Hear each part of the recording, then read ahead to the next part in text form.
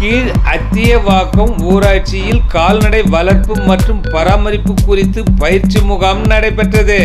செங்கல்பட்டு மாவட்டம் அச்சரப்பாக்கம் அடுத்த கீழ் அத்தியவாக்கம் ஊராட்சியில் தமிழ்நாடு கால்நடை மற்றும் அறிவியல் பல்கலைக்கழகம் உணவு மற்றும் பால்வள தொழில்நுட்ப கல்லூரி மற்றும் கால்நடை மருத்துவ பல்கலைக்கழக பயிற்சி மற்றும் ஊராட்சி நிர்வாகம் இணைந்து கால்நடை வளர்ப்பு மற்றும் பராமரிப்பு குறித்து பயிற்சி முகாம் நடத்தியது.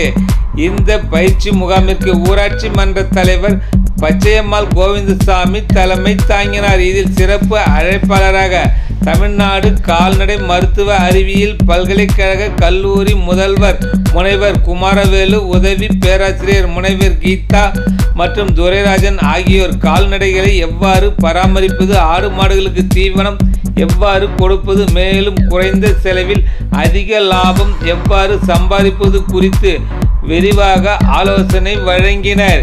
இந்நிகழ்ச்சியில் கிராம மக்கள், விவசாயிகள் உள்பட பலரும் கலந்து கொண்டு பயனடைந்தனர்.